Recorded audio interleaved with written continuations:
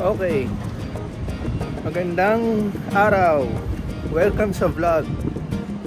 Kaka-workout lang natin dito sa Westgate, Alabang. So yun, yung kahapon no, natapos na natin yung aircon sa unit. So after nun, sa mga susunod na araw or kung may oras tayo, bibilan na natin ng mga appliances or furniture. And then si Tinsel ang magpa-final design. Basta kailangan lang natin mabili yung mga basic sa isang condo unit. And then pag na-design na rin ni Tinsel, ready na siya for rent or Airbnb, di ba? So ngayon, pupunta tayo ng school ni Pixar kasi in a while magdi-dismissal na sila. Si Tins naman currently nasa BGC. Meron siyang makeup gig, kasama niya si Richie. So yun, magandang weather ngayon, no? Hindi mainit pero mahangin, tsaka hindi mo feel yung talagang lagkit o ano, kasi naano ng hangin. Tapos sa gabi malamig-lamig na rin yung weather sa gabi. So okay.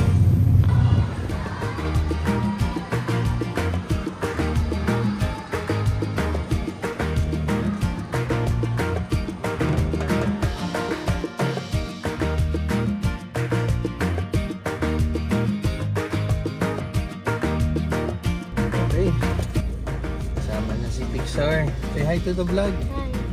Oh, pwede mo na i-alisin yung mask mo. We will just look for a photocopy place, ha? We will photocopy some documents. Kailangan namin magpa-photocopy ng mga registration ng kotse kasi yung lugar namin mag-i-implement sila ng car stickers for security. So ano bang tawag doon? Each car kailangan mag-present ng registration and then may bayad. So yung bayad namin is 350 pesos per car for 2 years. So valid for 2 years. So yun lang ang gagawin namin and then uwi na kami. Ano ba? Sumama kami sa mami niya, nag-gym kasi siya. Tapos kami, habang nag-gym siya, nag-mall kami. So may mga inasikaso kaming kailangan gawin, tapos na kami.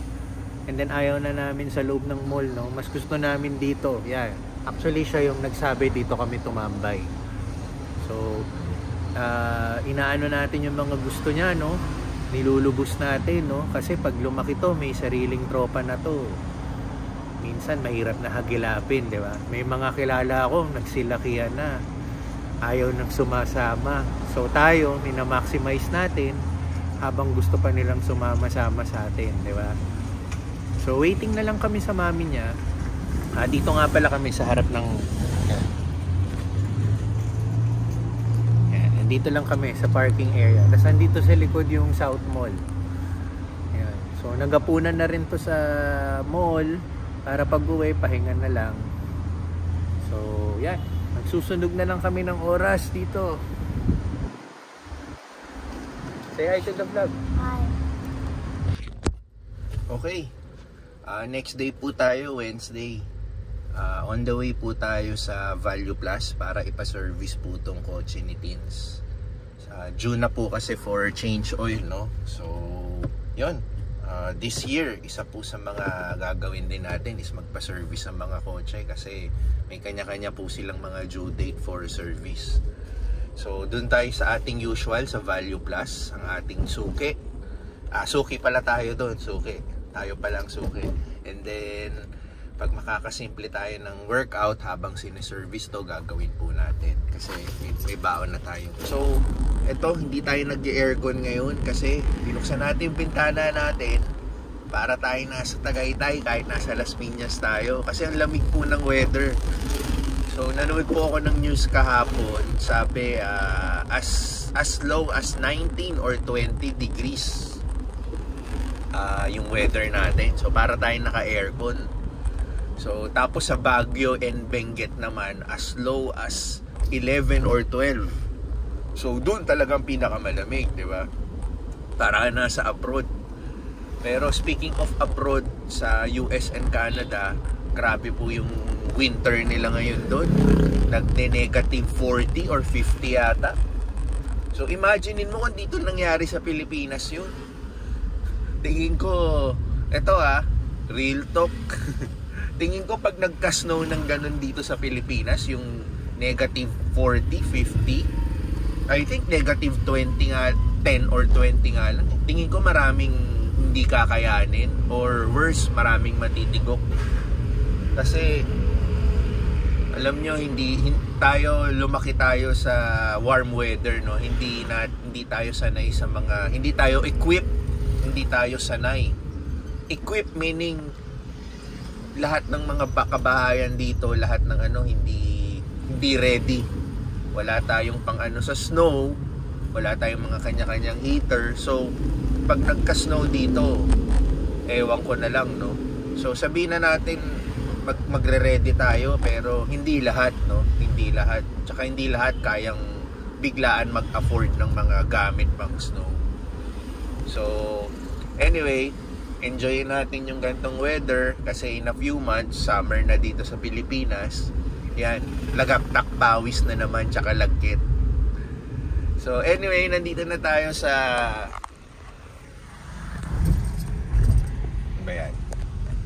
ito, BF Resort. Lalabas na po tayo ng gate ng BF Resort. Yung pag dinerecho po natin ito, papunta po tayong Casimiro, pero bungad lang po tayo. Kasi ang pupuntahan natin is si Value Plus. Sa bungad lang po siya. So, yun, lapit na tayo.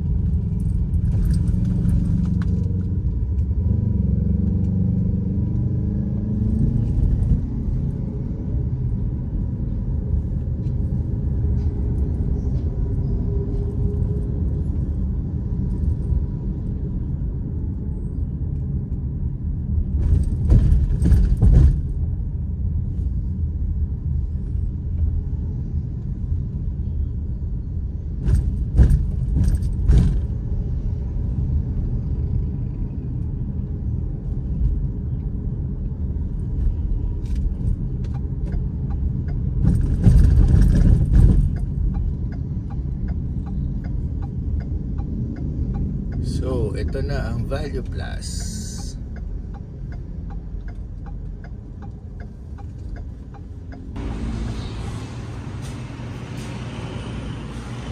Tayo.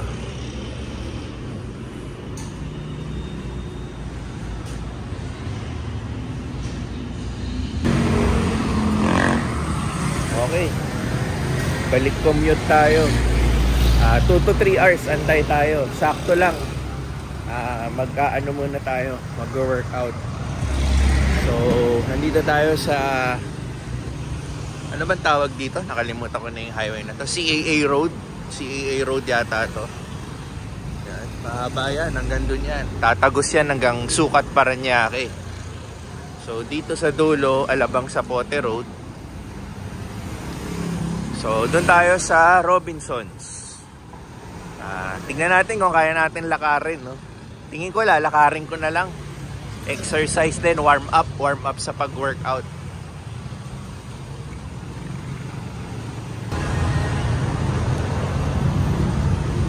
Ayan po ang kahabaan ng traffic palalabas ng Alabang Zapote Road.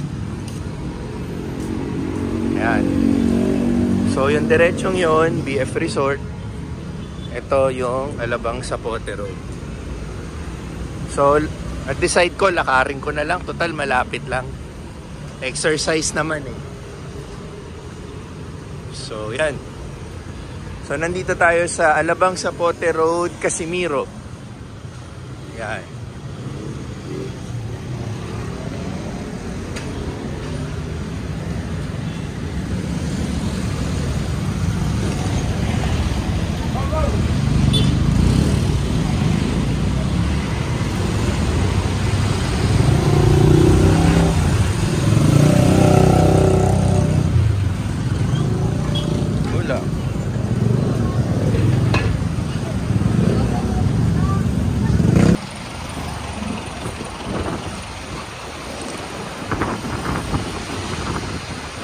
So malapit na tayo.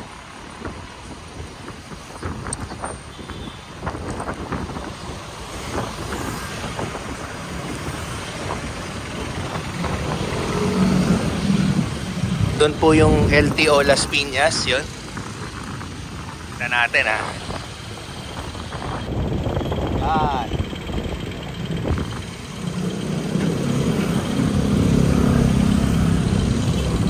So dito na yung Robinson banda.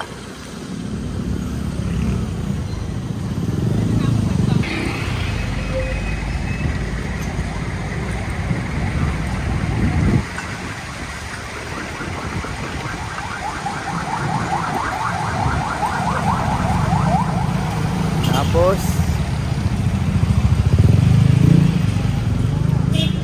ito na yung Robinson.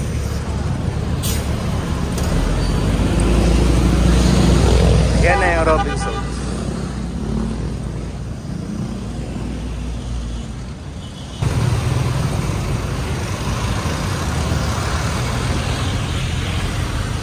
Robinsons.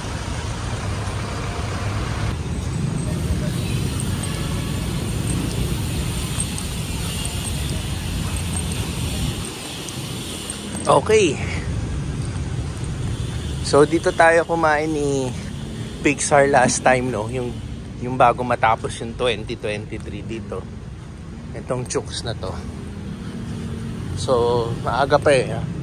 Sarado pa yung mall. 10 o'clock pa ito magbubukas. Yun. Nakapag-warm up na tayo, no? Ito yung cardio warm up natin, yung lakad natin. So dito na tayo sa gym. Simula man na tayo mag-workout.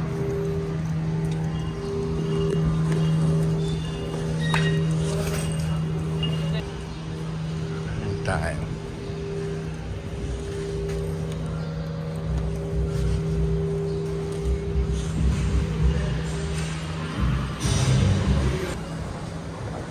Workout done tayo.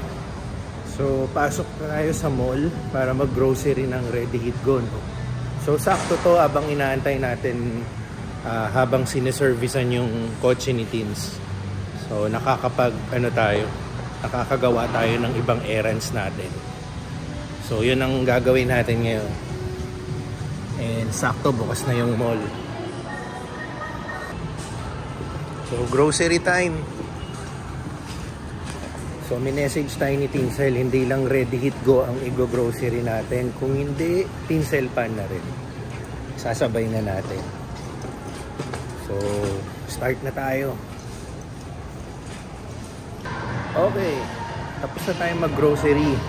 Pero iniwan muna natin sa package counter yung pinamili natin. Kasama na rin yung bag ko. Kasi maglalakad lang tayo pabalik sa Value Plus, no? And nag-message na sa atin si Value Plus. Okay na daw yung kotse. Inaano na lang, kina-car wash. Kasi kasama sa pagpapaservice is car wash. So yun, lakad na tayo. Lakad na lang ulit, no? Kasi nakikita ko ngayon traffic, mas mapapatagal pa ako. Okay, so kung mag-jeep tayo, no? Ayan, no?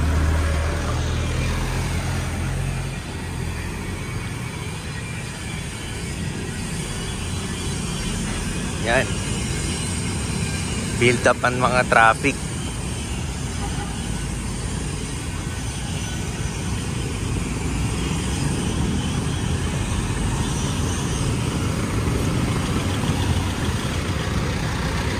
Yan ang traffic. So mas maiging lakad-lakad na lang.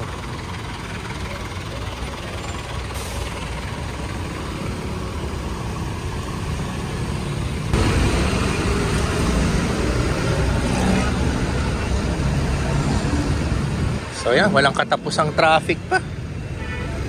Naglalakad tayo, halos kasabay lang natin yung andar ng kotse, no?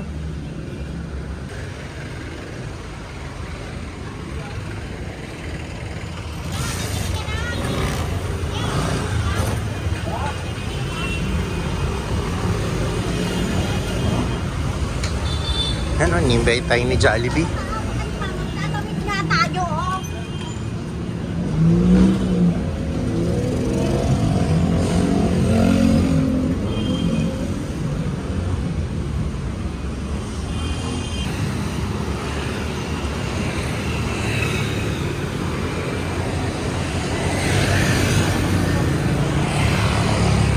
Value Plus, dito na tayo.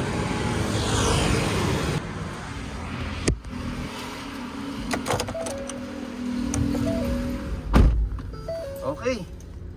Tapos na-change oil na. So, roughly mga 2 hours din. Okay din. Tapos yung 2 hours na yun, marami na tayo naggawa. Diba? So, wala namang problema. Itong coaching to, talagang change oil lang. Kasi yung usual niya, maintenance natin. So, chinek nila for PMS. Wala namang damage or walang kailangan i-repair. Walang kapalitan. So, good to go. Okay, so balik na tayong Robinsons para mag-lunch and i-pick up yung mga pinang-grocery natin. So, itong dinadrive natin ngayon, ayan yung mga nilakad natin, no, from Robinsons. Nilakad natin yan. So, nakita natin,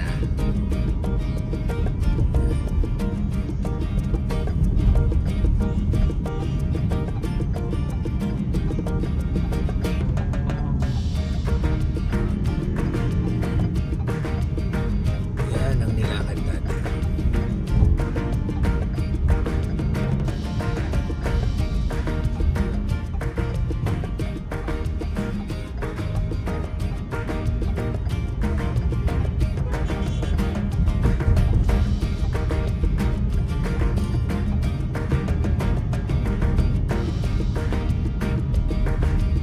Malayo-layo rin, di ba? Pero okay lang. Lagi ko na lang iniisip, exercise, di ba? Do mainit. Tirik ang araw. Yan. So okay. With regards to this car naman, swabing-swabe na naman yung takbo natin, no? Kasi bago na naman yung langis natin. Yan, mararamdaman mo as a driver na iba yung kaninang dinadrive natin papunta at iba na naman ngayon, yung sinasabi kong smooth and swabbing ride.